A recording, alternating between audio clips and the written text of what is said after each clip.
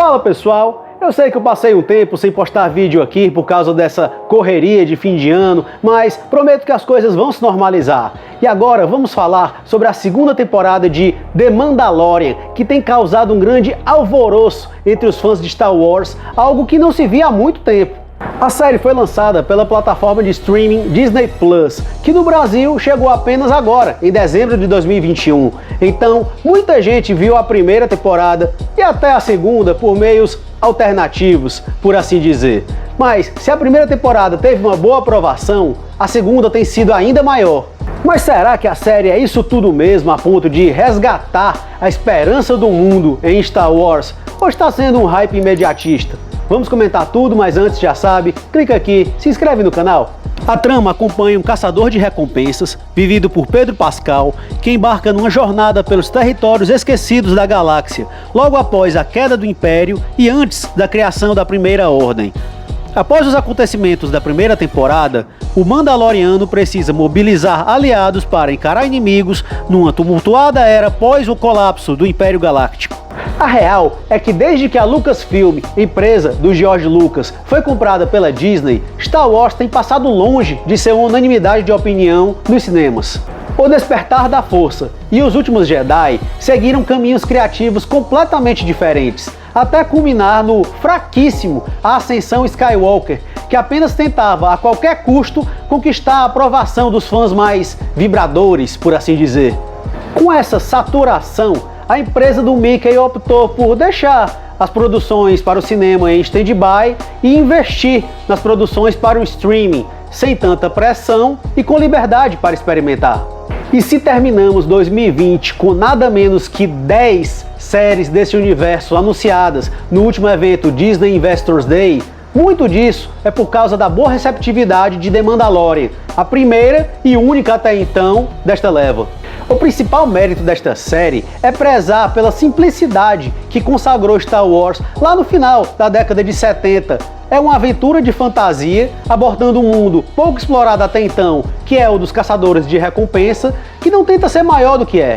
E é preciso dar os devidos créditos ao idealizador deste projeto, ninguém menos que Jon Favreau, diretor dos dois primeiros Homem de Ferro e um dos principais responsáveis pelo sucesso do universo compartilhado na Marvel no cinema.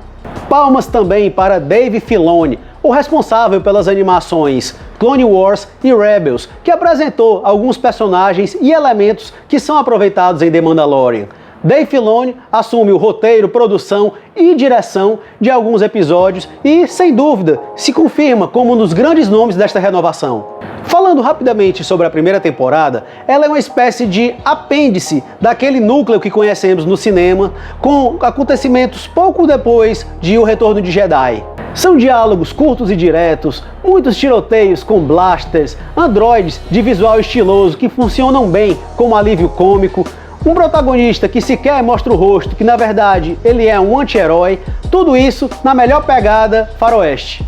Em meio a muitos cenários desérticos e alienígenas em roupa de borracha, um elemento foi essencial para a série se tornar viral. Ele, o Baby Yoda, uma espécie de versão criança misteriosa do Mestre Yoda. Narrativamente falando, ele não passa de um MacGuffin, uma expressão aplicada a algo que não tem função prática alguma na história, mas ele move a trama, pois todos os personagens vão atrás dele.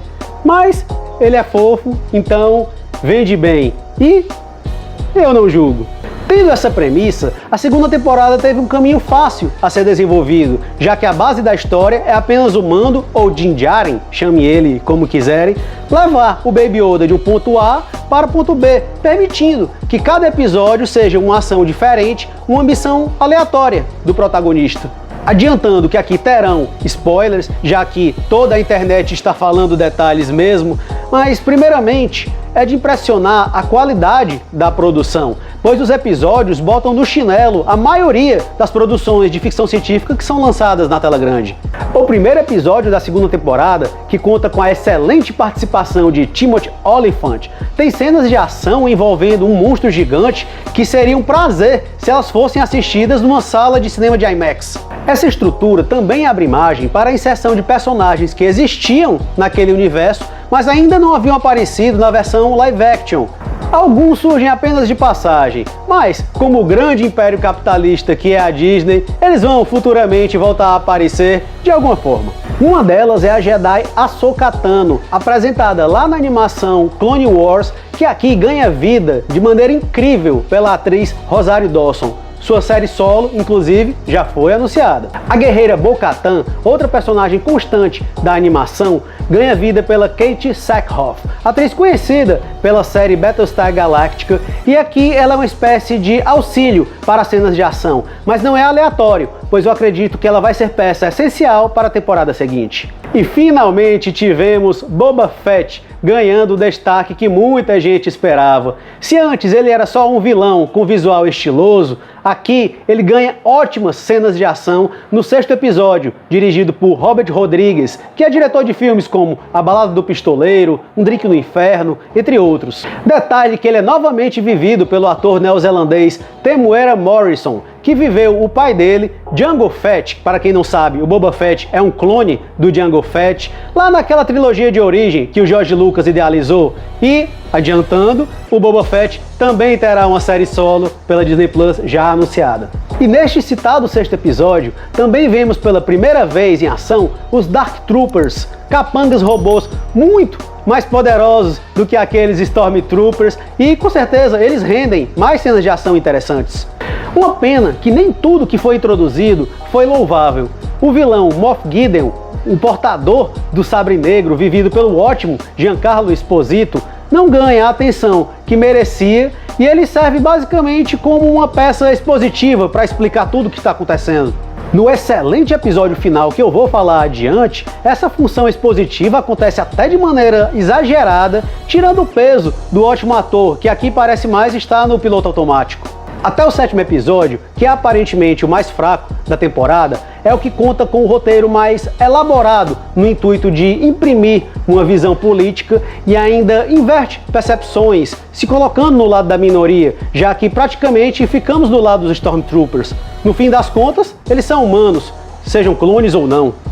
Os cinéfilos de plantão ainda ganham uma cereja no bolo ao perceberem a referência a O Comboio do Medo, de 1978, clássico dirigido por William Friedkin. E o episódio ainda tem Bill Burr, um humorista extremamente carismático, que acertaram ao trazê-lo de volta, não como um vilão tradicional. Finalmente, vamos aqui para o tão aclamado season finale, intitulado O Resgate.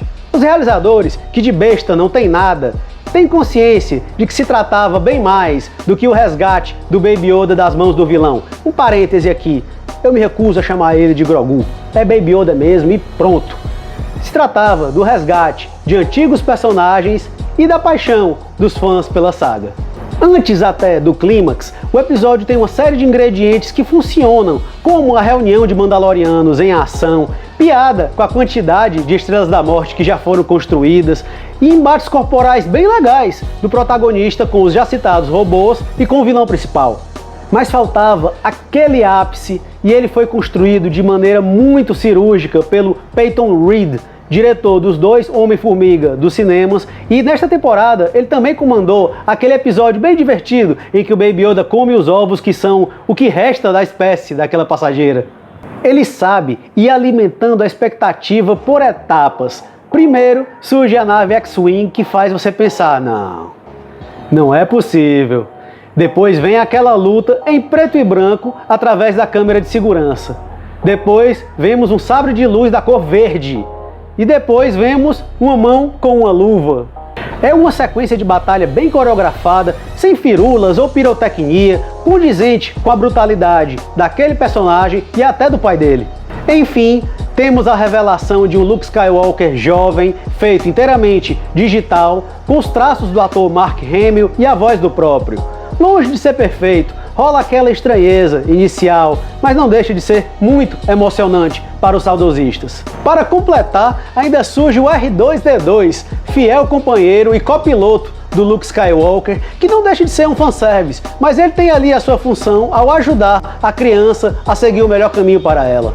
E se a aparição do Luke foi emocionante, Tão emocionante quanto foi a difícil despedida do Mando com o Baby Yoda. É um pai entregando um filho para o que acredita ser o melhor para ele. O protagonista tira novamente o capacete, pois ele queria que a criança olhasse o seu rosto pela primeira vez. E é louvável a delicadeza da atuação do Pedro Pascal, já que a maior parte do tempo ele atua apenas com a voz, pois na maior parte das cenas é um dublê que está dentro daquela armadura. Temos a mistura do novo com o velho, fazendo nascer algo que instiga a curiosidade sobre como vai ser o futuro. Podemos ter muita história sobre a posse do tão místico Sabre Negro, mas sempre vai pairar na cabeça dos fãs a pergunta: onde está o Baby Yoda? E indo além, qual explicação vai ser dada para tantos elementos aqui apresentados, já que sabemos o destino da maioria dos personagens e o tal destino não agradou muita gente. A verdade é que só de estarmos aqui felizes com esse episódio final de uma série que tem uma proposta minimalista, mostra que o espírito de Star Wars está, sim, bem vivo. A nota das 2 temporadas de The Mandalorian é 9. Então é isso, pessoal, espero que tenham gostado, prometo que haverá uma frequência maior de publicações de vídeos, não deixem de passar lá no Instagram, Thiago na Tela, se curtiram o vídeo, deem um like, se inscrevam no canal e até a próxima! Valeu!